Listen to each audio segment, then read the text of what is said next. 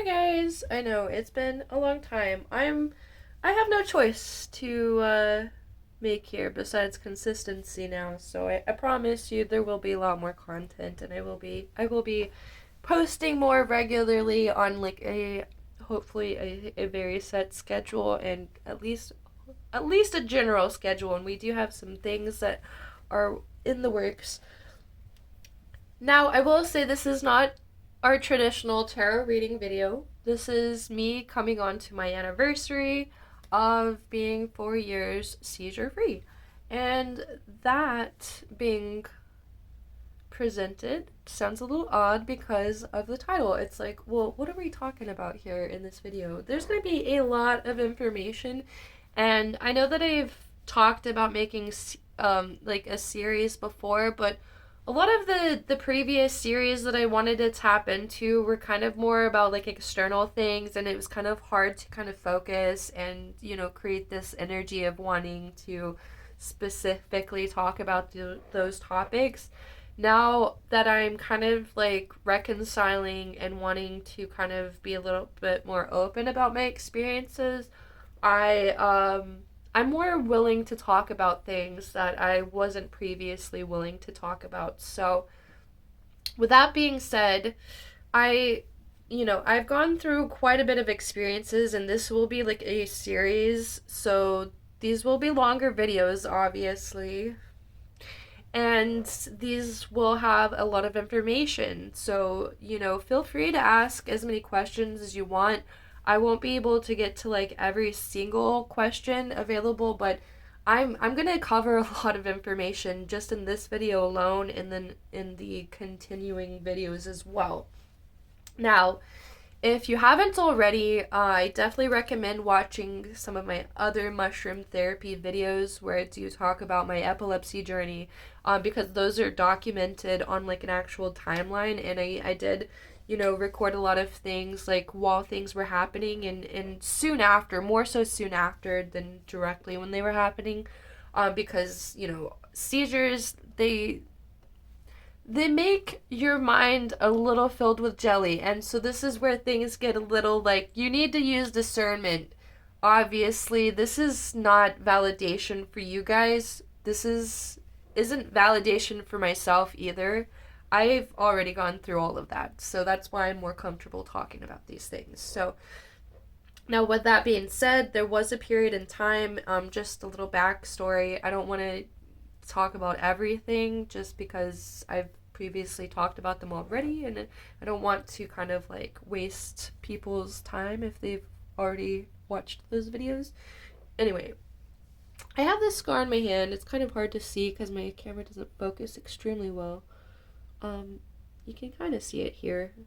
You can feel it. You can't feel it, but I can feel it. There's a scar on my hand from when I almost died for my seizure. And it's not because I don't know what I fell on. I fell on something and I kind of fell face first, and just my dad found me. It's a very traumatic experience. We're not going to get too detailed into things like that, but it was a very traumatic experience, I'm very sure. I mean, I don't necessarily remember all of that besides, the in-betweens of me being unconscious. But yeah, so my dad, he found me when I was like face down, my face was purple, and basically I could have suffocated, but I also like bit my tongue, so there's like blood all over my mouth, my hand, stuff. Again, I don't want to get too graphic, but it was a very like traumatic experience, but there was something that led up to it, and it was my awakening. And this is where things get a little complicated when we're talking about consciousness and equilibrium and balance between what is right and what is wrong and what is good and what is bad. The seizures actually did a lot more for my validation and a lot more for my understanding of what reality truly is, and that I did go through a lot of psychic experiences and a lot of very, very real experiences that were beyond my humanity, my human flesh, my meat suit. Like, it was beyond me, the experiences that I went through. So That being said, I went through like this kind of like a twin flame journey, and also just awakening in like an overall awakening. But I also went on this part of my twin flame journey where I was going through and discovering gematria. If you're not very familiar with it, it's a you don't really need to it's kind of it's yeah, that one's a little out there. It's a little harder to understand and decipher, but you can look into it if you want to. But anyway, that's neither here nor there. Use discernment if you ever get into gematria, because again, it's very confusing. It's very intuitive based. It is like kind of like a code language. It's a way to bring information into our realm with mathematical and numerological. That's not a word. Numerology, and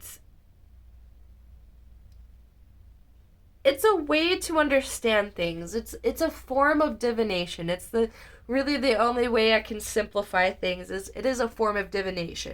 It's a way to tap into psychic abilities. And if you're not familiar with it, it goes into hermeticism and a lot of other things. And occultism, hermeticism kind of go hand in hand. But anyway, they go hand in hand, is what I'm saying. So with that aside, I had this kind of like this really confusing part of my journey where I wasn't really sure of what I was doing, why I was doing things, and what sort of purpose I had. And that was I think that was the most traumatic experience is was not necessarily the discovery side, but the shadow, the darker sides of that discovery of kind of being this small creature in a very giant world, and kind of jumping time, not necessarily jumping back in time, but kind of to recap some things that I don't know if I've previously discussed, but I think that I've talked about them briefly without a lot of the detail. I, my first experience with LSD was very wild for me. And I've only done LSD like twice in my life. And the second time I actually didn't even feel anything at all. I won't get too detailed into that because that's like the whole other story. But yeah, so my first experience, it was like 420 back in like 2018 specifically. And I was at Chiba Hut because they have like, a party that they do every 420 for Chiba Hut. If you're not familiar with it, it's a sandwich sub place. It's really good. And I I remember how that was a really fun day, and the funness aside, like I don't remember how I got home, but I'm sure I was with people, and they brought me home. I think I was hanging out with my brother or something, but anyway, I got home, and coming kind of like down on the lower side of that experience, I remember this tremendously because it's stuck with me for the longest time before my actual spiritual awakening, because that was not an awakening. That was just an experience. That was not an awakening. I literally remember, and it was literally an external thing where I could visualize this kind of like this circle beam of light directly not facing towards me, but like going through my house, through some like almost like a TV screen. I don't know how to describe it. It's kind of that's not the best way to describe it, but like it wasn't an actual TV screen. I didn't see a TV screen. It's just like my way of describing it. I literally saw this beam of light in a physical sense, this beam of light in front of me, and nothing else visually, just that beam of light, like this giant circle of light. And then I heard like this overwhelming voice, almost like it was above me, not in my head. Obviously it could have been, it probably was. But it felt more so like it was above me, like it was like this over or somebody on an intercom. It felt, and this is the what I really identify it with, is a radio frequency, and I've always described it that way. As soon as I had that experience, it felt like a radio frequency was tuning into my consciousness, and it was crazy. But that's really the only way I can describe it. And the voice said, "This one is not ready yet." And after that experience, I don't even honestly. I may have done like mushrooms periodically, a couple. And when I say periodically, I mean like literally like twice after that, if or probably just once. I don't do. Believe it or not, I don't do a whole lot of nothing. I have experienced things totally, meaning not necessarily just spiritual things, but I have had my history of taking not necessarily just drugs, but LSD, and kind of experimenting with some hallucinogens. Literally just mushrooms and LSD was like literally the only two hallucinogens that I remember taking. Obviously besides a couple of party drugs, but that's very brief in my time. I just want to be very honest and open with y'all so you don't get this assumption that I'm just lying to you about my past, like I've never done drugs in my life. I totally have. Not habitually and not consistently. I was never a party girl. I promise you. Just I'm way too dorky for that. I stream on Twitch. I play video games. I'm a hermit. Anyways, so I don't get around very much. That's all I'm saying.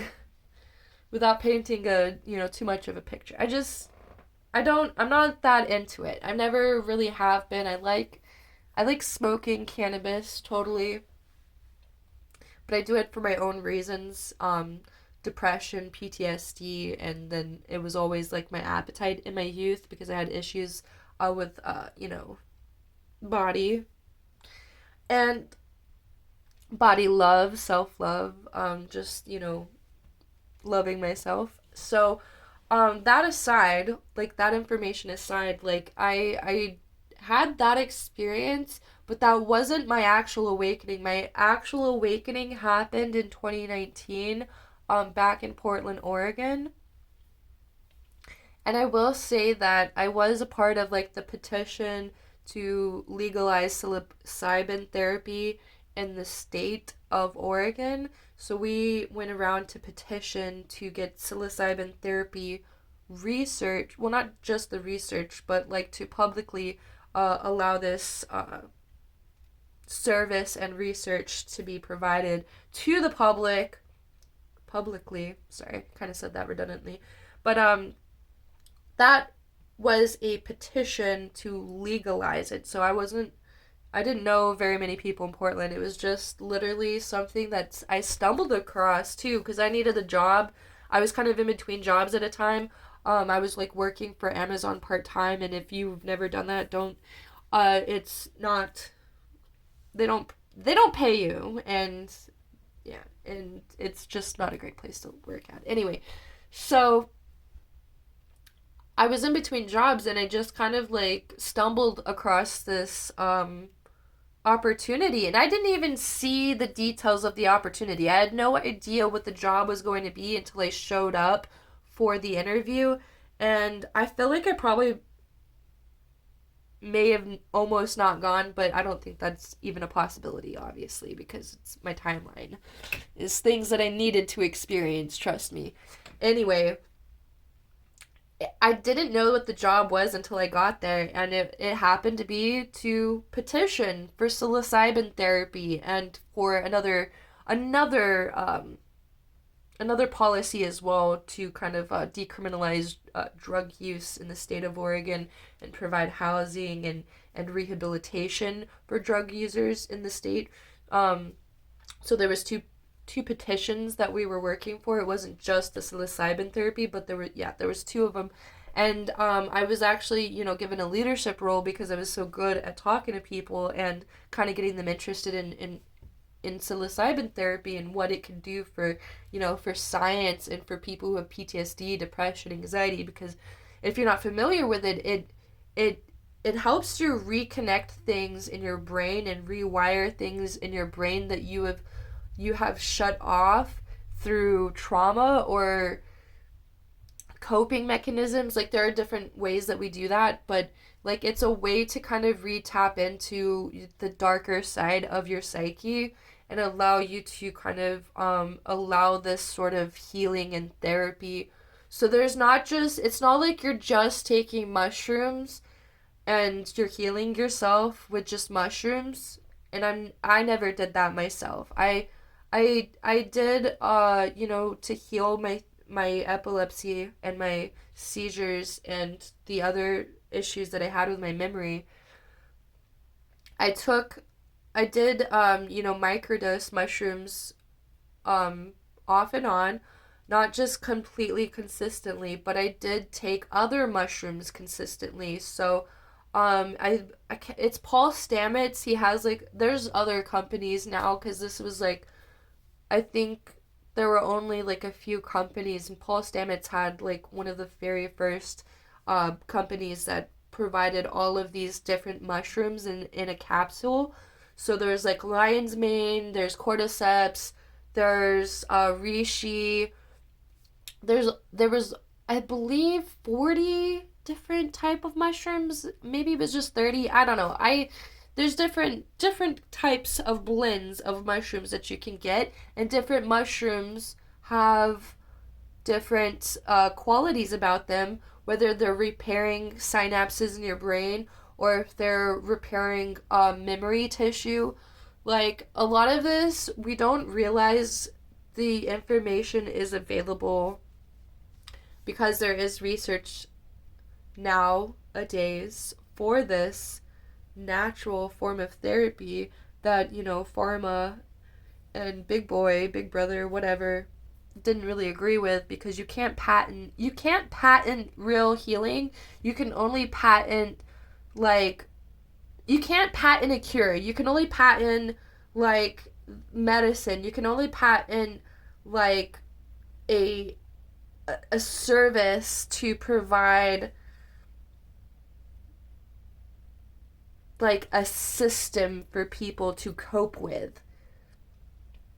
And not necessarily the okay, what I'm saying doesn't really make sense. I'm sorry. But what I'm trying to say is, like, people are going to patent and focus on things that are going to cure or solve problems, because if you completely solve a problem, then, all the money that you could be making off and profiting off of the failure and, perpetuation of other people's, suffering. Like, there's there's a lot of profiteering in that sort of sense. So, you know, not getting too deep into that, but you know what I mean? Like, there's obviously always been that sort of thing in our society. Let's be real. Let's be honest. Now, with that being said, you can't patent mushrooms because they're mushrooms. I honestly don't understand how you would be able to do that. You can patent seeds. Seeds are patented. If you're not familiar with that, you can patent seeds, but you can't patent mushrooms. And there's a lot of reasons why.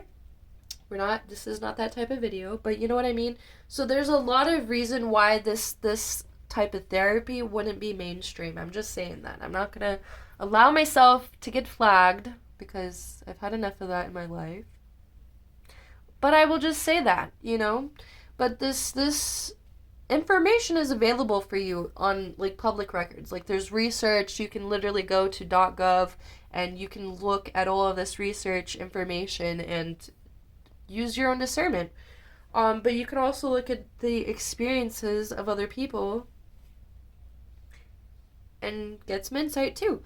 So I'm just saying, there's plenty of information available so you can understand the benefits of these things. And then aside from not being able to patent these things, like, again, it's like there's not a whole lot of profiteering in creating a cure for people. So, and obviously we do try our best to create these cures in science, but there's a lot of discrepancies there. That's all I'm gonna say. Anyway, again, I don't want to be flagged. But yeah, so my mushroom experience, it allowed me to be seizure free for 4 years in October. We're not quite there yet, but I don't need to knock on wood. I don't. I'm very confident in not needing to knock on wood. I will be 4 years seizure free. That means grand mal, aura seizures, there's so many different, there are different, not so many, but there are different types of seizures. I will be completely seizure free in 4 years. For 4 years, not in 4 years, for 4 years, starting in October.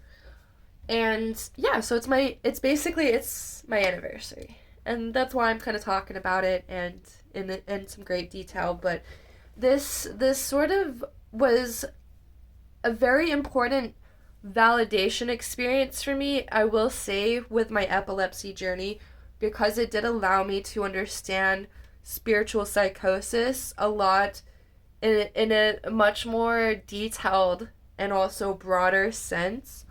So I understood my own experiences, and I was able to validate my own experiences internally without any form of external validation. So all of these stories have basically been private, besides some of the things that I've already posted on YouTube. I haven't had a whole lot of conversations with people in my life besides a couple of people. And I haven't given them, I've been honest with them, but I haven't completely told them all of the details either. So there is that. It's not that I want to just withhold information. I just kind of felt like embarrassed and scared because I felt like, again, I was in a spiritual psychosis. I thought I was I thought I was God. I thought that I was the only one experiencing this, and that I had some type of like heavy burden and weight on my shoulders because of who I am and what I was experiencing. And let me tell you, it is a different, I wouldn't be able to describe that sort of trauma to you. Like, just saying it is not even that, it's not even enough. It's like, I don't think any word that I could say could actually allow anybody to comprehend what that actually means, because it's just words. But yeah, I felt like, I was connected to all of this trauma on Earth, basically, and that I was the reason all of this shit was happening. And I actually hated myself, and I didn't love myself at all. I wanted to die. I didn't want to be here on Earth. I didn't want to share my experiences. I didn't want to validate it for anybody. I didn't want to validate it for myself. I didn't want to validate it for anybody else. So these seizures, in a very dark double-edged sword, in a very dark way, they did allow me to validate my experiences, so I understood that I was not crazy. And this is allowing me to accept myself and love myself as my psychic ass self, and all of the crazy experiences that I went through, and understand that other people also go through these experiences. And when you start allowing yourself to validate it for yourself without the external validation, and trying to seek out what everyone else has experienced and everything, like, I feel like spirit consciousness, your timeline, in a way, I'm sorry, my dog's scratching. In a way, it won't show you these things. It won't allow you to necessarily see. It will show you that other people have had experiences, totally. But it won't really put that in your face where you're like, okay, not always. I think it depends on your awakening. It really does. I truly believe that, actually. It's not that I think, I truly believe that your experience is going to be different all the time. Everyone's going to have a different level of experience, too. especially in dealing with spiritual psychosis. And again, I'm talking about like real spiritual psychosis, not that you like believe that you're right about everything and everyone else is wrong. It's like where you literally kind of feel like you are completely isolated from the world and that not I'm sorry. I'm like brushing my hair because I took a shower and my hair and humidity don't get along.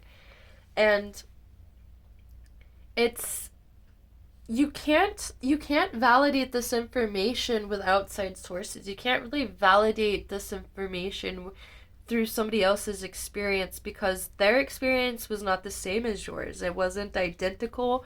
It's not something where you can like watch a video of them going through it and being like, "Wow, that's that's exactly or that's very similar to what I went through." Like you can't no matter what you like even watching me talk about it like it's not gonna validate your experiences the same way me talking about it for myself will. You know what I mean? I hope that makes sense. If it doesn't, it's okay.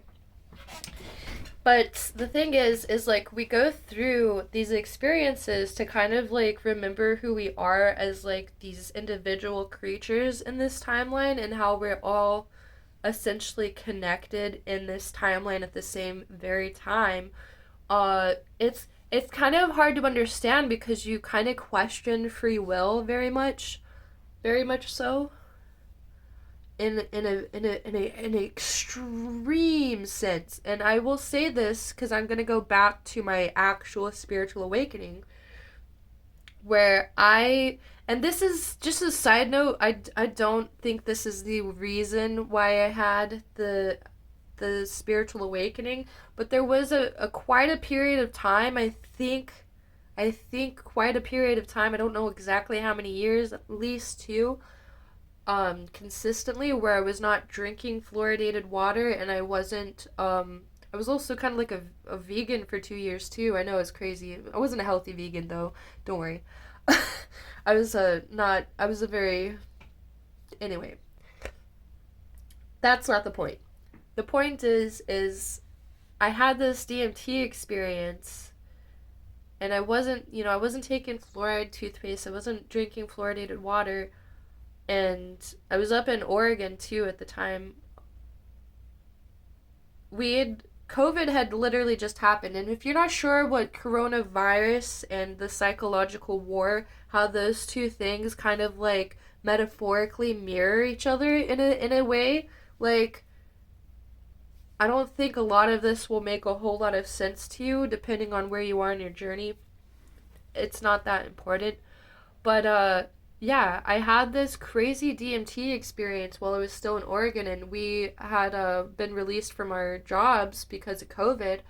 So I was just on my computer doing like, some like spiritual research and just like kind of like starting to kind of tap into this side of me that I've never tapped into before, just kind of like all of a sudden.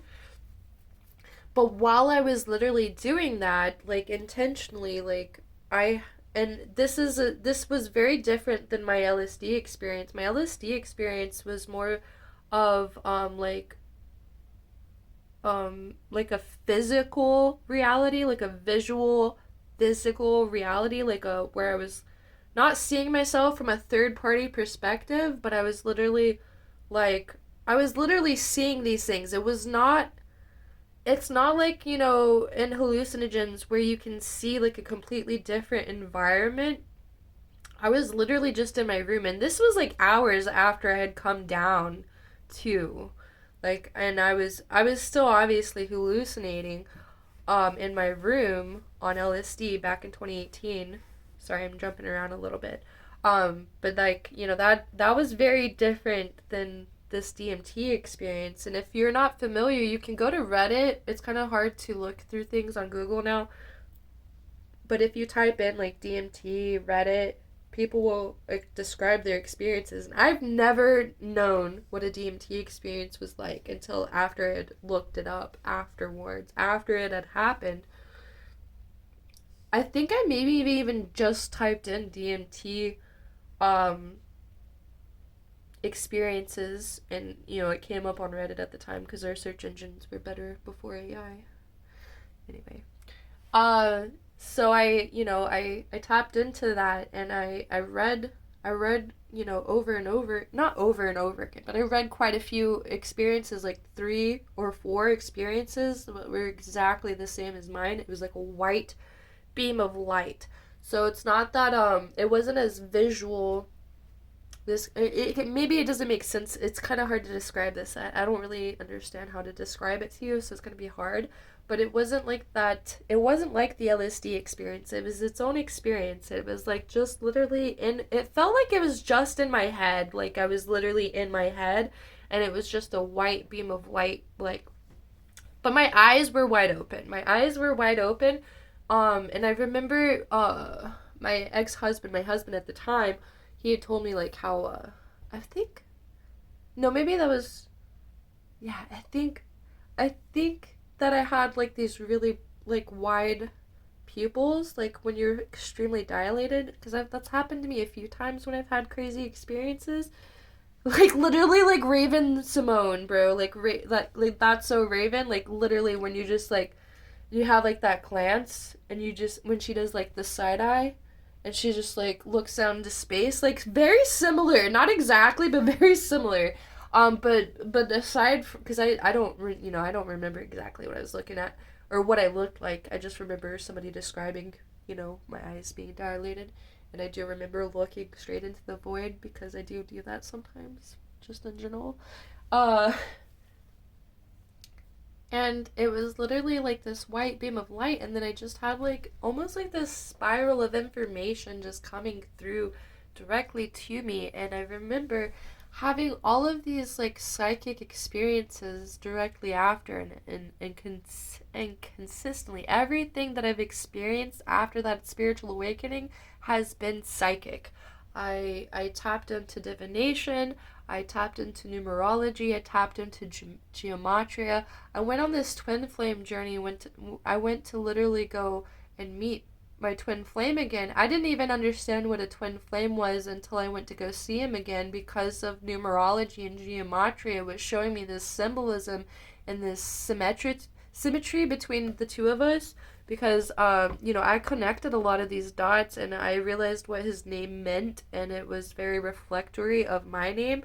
So his name was Ryan, and if you look it up, and like all of our names, and I will just put this out there too, like all of our names have like these Latin roots, right? And but like aside from that, Ryan has multiple meanings, origins including little king, illustrious, descendant. So it's basically kind of like royalty. Like it means king, little king. And as well, my name Clarissa means clarity, and Nikki also meant royalty. And I'm not trying to like say that me and him are like royalty or whatever. It just it That's not the way I viewed it. The way that I viewed it was like divinity. Like divinity is the true form of royalty, and we're all divine. Um, some of us maybe more though than others, obviously, because everything in the world is crazy. Uh, but aside from like let's not attach our ego to that, because it's not. It's just a way to understand things. It's understand our purpose, understand who we are. So it's not that like we're more important individually because we go through our spiritual experiences. Like, to say that is kind of bizarre anyway, because again, like I went through some very traumatic experiences during my spiritual awakening. I mean, maybe I haven't described that enough to you, but like on a personal level, it was very, very much so traumatizing, a double edged sword, like I said. So I was kind of like very confused, and I thought that I was crazy initially, until I consistently saw these patterns and these messages come through, and I had these dreams and these revelations where it would literally. And my mom, I'm not gonna get into too much detail, but I'm not familiar with my mom. I don't know, like I know who my mom is, but I she has a whole different, life and a whole different family, and she's extremely religious. You know, so there's like some very strong ties with her and religion. So we don't get along with, because I'm not religious. I'm not necessarily anti-religion, but religion is its own thing. It's its own form of belief system, and I have my own opinions on it, but that's not what the point of this video is.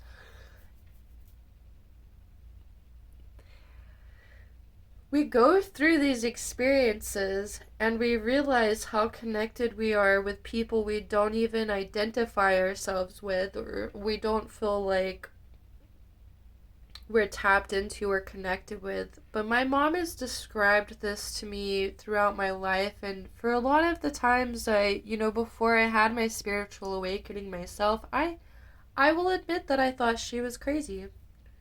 I thought that not necessarily that she was like insane, but I just thought that, it was all in her head, basically. Like, you go through trauma, and because she's gone through like her own forms of trauma, and I won't talk about that. But, she has her own things that she deals with, just like everybody else does. And she had described to me that she had had psychic visions, and she had like one of those near death experiences because somebody who she loved tried to unalive her at some point in her life. It was a very traumatic experience given. She learned a lot about her, connection with God and how she was protected, and I at the time, and even just saying it now, it sounds very dark and weird and strange to describe that about another person.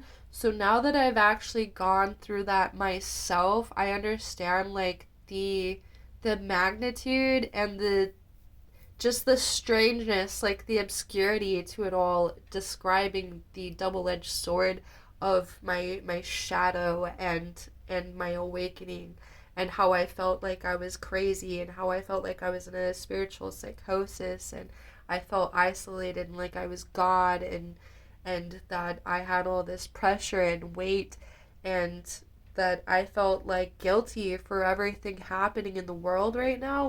There's so much intensity to that. Like, you can say these things as many times as you can. You really can. You can say it so many times, but it doesn't it like, words only go so far. They really do. They only go so far. They only go so far. You can't put some things into words. But anyway, it validated a lot of things for myself. It's not going to validate anything for anybody else. Like what my mom went through, and I realized this, it doesn't validate anything for anybody externally. That's not the point.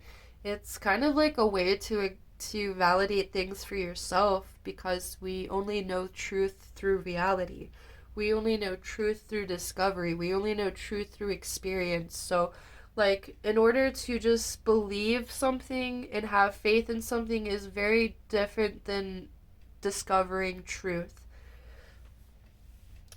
Very, very similar things, don't get me wrong, but they are very different as well. So, to understand, like, you have to go through this validation process yourself to pull yourself out of the psychosis to where you don't believe that you're crazy anymore, and that what you went through was very real. And and starting to connect these dots, like again, my spiritual awakening happened before my epilepsy like ever was a part of my life. I've never had seizures. I had one seizure when I was 7, because I was at a an arcade, and I don't remember this. I just remember people describing it to me. Um, I was at an arcade, and there was like somebody had like a box of kittens that they were giving away, and they had worms or something. And if you're not familiar, like worms in cats, if you're like cat scratch fever, you know that song back in the day is a real thing apparently. Like you can literally have epileptic seizures by getting scratched by a cat who has worms. Go look it up. It's crazy. Anyway, but like that was the only time I had ever had a seizure. I had never had a seizure after that, and I haven't had a seizure in 4 years. So, we'll see what the future brings. I didn't knock on wood, I don't need to. But I'm saying, like, there's there's nothing that makes I know that I had it when I was 7 and there was literally no other reason besides the cat having worms. But like there's no reason in my mind to have like this 20 year gap, over 20 years, obviously 23-year gap. Am I doing the math right? No, not 20, like a 20-year gap. There's like literally no reason to have like a 20, I don't know. Maybe there's plenty of reason. Who knows? Science is science, and what we go through, like, science is a tool first of all, but like there are things that are beyond us, beyond our comprehension. So I'll just put that out there. Use discernment when I say these things too. Like, however, I really truly believe there's no reason for me to have a 20-year gap of not having any seizures. So that's just me. And now going into it, it was like a way to validate this experience for me and allow me to kind of be more open and accepting and loving of myself. And I really feel like, I don't know why I just read this about Ryan. I'm so sorry, I got distracted, but I just realized it says Ryan may be a shortened form of a surname, O'Ryan, which is an angelicized version of the Gaeliac surname. I'm sorry, I'm probably butchering that. Surname O'Ryan. O'Rain?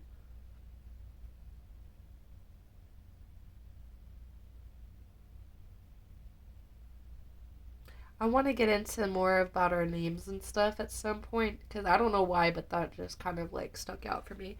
Anyway, so we have like all sorts of this information and experiences that we go through, but like individually, that is like your journey. That is something that you have to experience and validate on your own without the external validation, because there's almost like this, not necessarily, I don't want to say like manipulation, but there's like this fallacy, this flaw in free will when you're obtaining this information from an outside source. Like you're kind of getting rid, or you're kind of losing your free will by like allowing an external validation to validate it for you, you know? I don't know. Maybe that doesn't make entirely like a whole lot of sense to everybody, but personally, I feel like it does make a lot of sense. Maybe I'm wrong. I don't know. We don't need the external validation to understand our own experiences. And to be quite honest, quite frank, there's always gonna, maybe not always gonna be that sort of doubt from doing that, but there's always gonna be this, so I am not accepting the reality of what I actually experienced. And at some point, like, things, the imagery, the metaphors, the similarities, the numerology, there's no such thing as coincidences. At some point, you realize that there is no such thing as coincidences.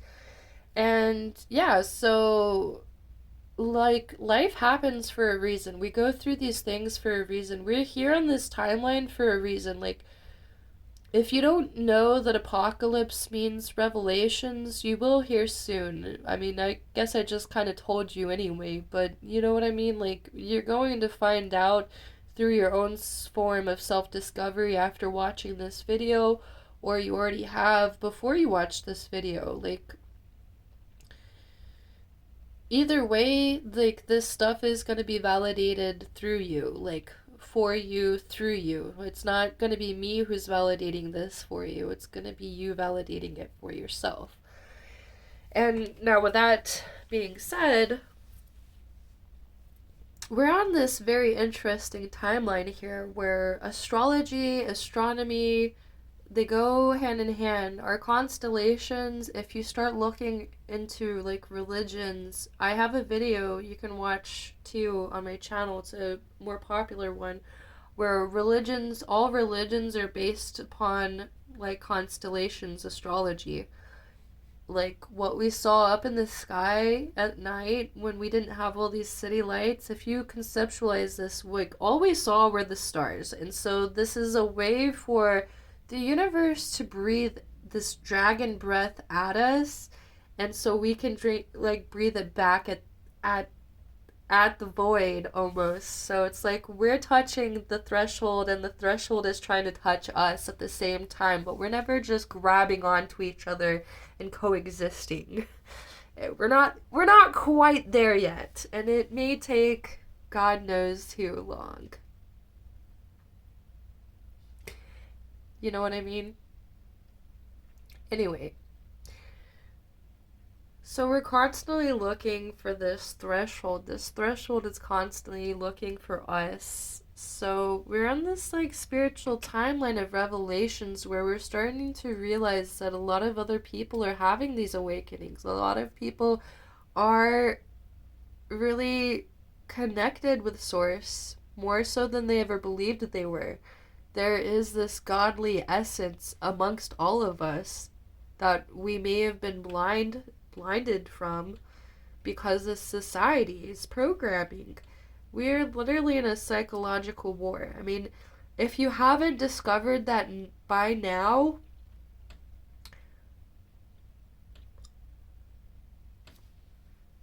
I don't know. Like, and I'm not gonna say too much about the distractions in media. But like, the P Diddy thing was just like a tip of stuff. It didn't even touch the mark, like we didn't cover all the things about Epstein. We didn't cover all of the darker layers of society. Like we are very aware of these darker layers, but we're not necessarily completely confronting them through fear of retaliation. Now, I don't want to get too heavy because this timeline is this timeline. This video is not going to spark anything in society. Society is already doing this. Society is already awakening to the programming. It's already awakened to the lies. It's already awakening to the truth of our source and our connection with consciousness, and like how all of our timelines coexist and interconnect, and how information and all of the universe was basically all created, and we're experiencing it at the same time. Like it's being created and we're experiencing it at the same time. So we are source. We are all God. And we're realizing this. There's a butterfly, a monarch butterfly with a little broken wing. Metaphors are beautiful. And, you know, the layers, it's 252 also. The layers of life are always ever unfolding for sure. So there's going to be so much that we will never know about and that we will discover through this timeline. But, this is like a revelation period. This is a time to kind of come back to yourself, and step out of that hermit mode, because we are removing ourselves from this hermit mode of validation, self-validation, free will discovery, discovering consciousness and the connection to everything, and what our purpose here isn't something necessarily esoteric or divine. It's just self-discovery. It's self-discovery and purpose go hand in hand. Perfectionism is in the middle, because perfectionism is something that we are constantly seeking through evolution. So we're constantly evolving and changing, and like life is constantly trying to create this form of existence so it can continue for as long as it possibly can without the detriment and total self-destruction of itself, you know? Like, I know that that may be a little too much to comprehend or break down in your mind, but like, because it is, it's a lot. But like, we're like, at this point where we're realizing that this isn't the end of life. This isn't the end of anything. This is the beginning. This is literally the beginning of a very important timeline for humanity. And it's a very important timeline for history. It's a very important timeline to exist in. You are here for a reason. You are here for your own purpose, but your own purpose isn't perfectionism. And I want you to realize this and remember this. Your perfection is you. You are perfect in your own divine way. We are all each double edged swords. We all have our purpose, our perspective, and our knowledge, and our wisdom, and our flaws, and our wrongdoings. We all have that too. Like, all of this is meat and potatoes of this stew. Like, this, all of this is a big pot of stuff. And you have to remember that sometimes. Like, the good, the bad, the ugly, the beautiful, they all coexist. And they have to. They just have to. But you'll discover things on your own. I'm not going to here to enforce anything or kind of thwart your mind to believe anything. I'm just here to allow you to experience what I experienced. So, whether this be a form of validation or a form of just tapping into something beyond you, like, I commend you for staying as long as you have because it's been 50 minutes. And I am going to end it here. I love you guys for, believing in yourself in this journey because it's not easy. It's not easy going through all of the psychic visions. It's not easy going through, the discovery process of spirit. There's nothing easy about being alive on this timeline. However, things are gonna happen for you when you start realizing that you only have to be yourself, and that is your form of perfectionism. That is your form of your ideal journey, is to not constantly seek being better, but to exist better, to be in your present state more aware of self. So you're taking care of yourself, you're loving yourself, you're experiencing creativity, you're allowing yourself to be in the present moment. You're not constantly allowing yourself to stare at a screen or look at other people's experiences and constantly validate, your life and comparing it to other people's experiencing and trying to put it on this value level of like comparison. Like, we're not here to do that as humanity. We're not here to do that as society. We're here to like rediscover ourselves and rediscover our connection, rediscover love, rediscover source, rediscover like our own abilities, our own capabilities, our own way of making this place better for our kids, for our future, for the people around us. Because when we start realizing that when we're not seeking the what we're seeking anymore, and we're just creating that reality for ourselves, then the rest of reality shapes itself that way too. So when you start realizing that, it's not about waiting for society to change, it's about changing the way, not necessarily who you are, but changing the way you operate and function, and allowing yourself to again love yourself and rediscover yourself, allowing yourself that freedom of will to do that again is a difficult nitty-gritty process, sure. But that's where your power is, that's where your purpose is, and that's where you're going to realize the abundance that you can experience, and the love and the joy, and being able to not necessarily disregard all of the darkness and the other aspects of life, but to allow them to coexist, so that you're not in this constant state of anxiety, this constant state of fear, this constant state of worry. And, we're here to evolve in our natural state. And that natural state is actually calmness. It is actually not just constantly being chaotic. Yes, a lot of the chaos does create these beautiful diamonds, but at some point, we have to remember that peace creates tranquility as well. So, or you know what I mean. So, peace, and tranquility. It comes with self-acceptance. Self-acceptance, peace, tranquility, all of these things coincide. So definitely work and tap into that shadow side of you, and learn how to rediscover self-love, rediscover, because it's going to fade in your life too. Like, there's going to be times of doubt, there's going to be times of fear, but you have to find ways to bridge over that fear. Find ways to kind of jump over that, and not let it be what holds you back in your life, what keeps you in this bubble of hermit mode. This like, we're here to experience and share our life with other people, not to validate um or anything like that, but literally just to share experiences, because but, whether we discover it or believe it or not, our experiences, they help other people all the time.